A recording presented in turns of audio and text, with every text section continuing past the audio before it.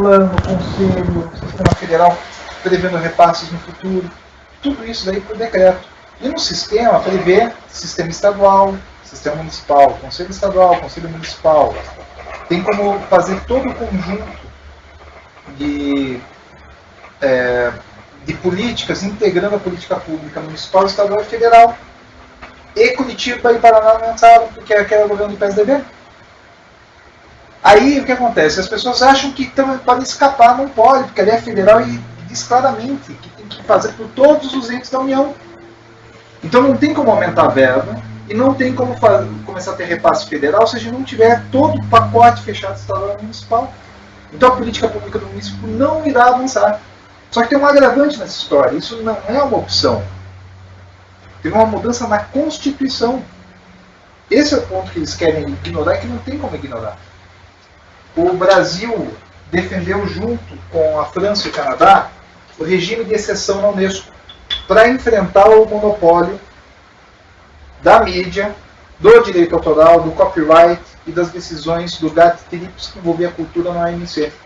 Criaram a Convenção da Diversidade Cultural da Unesco.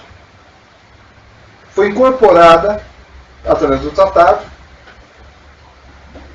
em 2007, na Constituição Brasileira com a emenda 48, artigos 215 e 216, garantindo o quê? O acesso do cidadão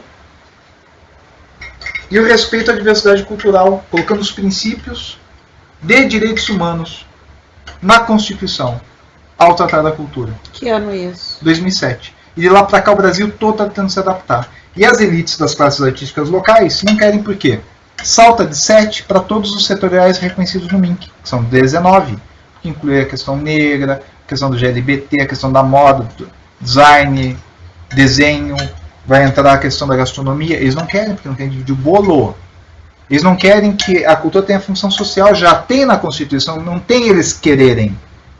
Não tem, está na Constituição? Queiram o que quiserem, vão mudar a Constituição. A gente já fez esse trabalho de mudar a Constituição. Agora eles que vão lá e desfaçam o que a gente fez. Que charmoso teu sanduíche, Neto. Ah, nada, tá feinho. Que charmoso. Só joguei em saudável. cima do negócio. Ah, isso sim. Saudável Eu tenho sempre. açúcar, você sabe, né? Sei. Então, seu café, a gente continua conversando sobre isso. Então, o que eu estou te falando sobre isso é o quê? Que a gente fez a alteração, trabalhamos muito por isso em Brasília, junto com os outros movimentos, nas conferências de cultura, Conferência Nacional de Cultura e tudo mais. E quando a gente quis trazer para cá, eles não toparam. Barraram para quê? Para as elites de classe continuarem naquela coisa que é fomento sem plano. Não tem plano, não tem diretrizes, não tem princípios, não tem nada. E não tem como comprovar a eficiência, a eficácia, não tem como ver a participação nem a transparência, não tem como fazer nada.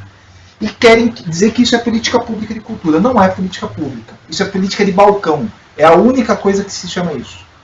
E aí essa turma quer perpetuar o sistema da política de balcão. Aí lançam carta após carta desde que o Cordioli assumiu. Por quê? Porque primeiro eles pensaram que o cara ia manter o balcão. Ele começou a chamar editais para virada. Tem edital agora, não é indicação. Aí ele colocou mais artistas locais nas situações. E aí eles chamaram a conferência para instituir o Sistema Municipal de Cultura e deixar na mão de quem? Podem falar o que quiser desse partido. Quando ele assume uma coisa dessas, que é para criar princípios de participação, etc., ele leva até o final. Aí eles foram fazer o quê? Foram chamar as regionais, participação popular, foram chamar o artista popular, foram chamar os movimentos sociais, e a conferência deu 2.600 delegados nas conferências regionais. Para vocês terem uma ideia do que significa isso, essa conferência que trata do plano do diretor só levou 800. A da cultura deu 2.600 aqui no Curitiba. Então, assim, foi um sucesso, eles podem falar o que quiserem. Todos os setores se organizaram, se reuniram, chegaram lá, alguns com razão criticaram que o modelo era engessado, porque já era engessado nas conferências anteriores. Só que essa gestão foi participativa e foi aberta. Permitiram desconstruir toda a conferência, reinventar, fazer novo regimento. Ou seja, ela foi aberta, permitiu-se reinventar a conferência. A conferência foi dividida em etapas.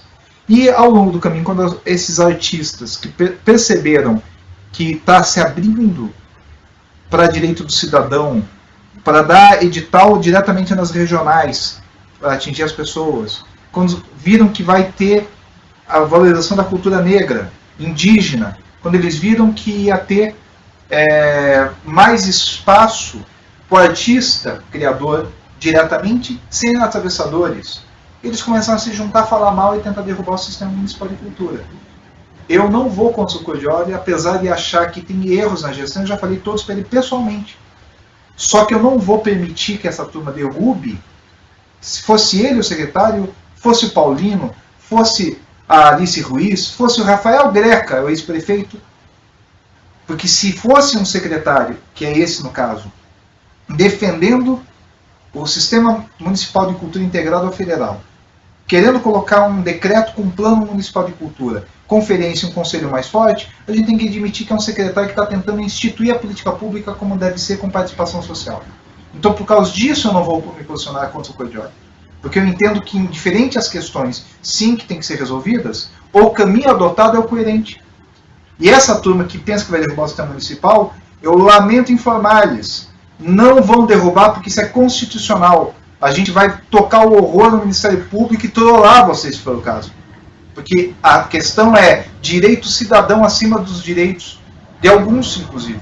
Porque vocês serão beneficiados, mas a maioria tem que ser beneficiada antes de uma minoria que são vocês.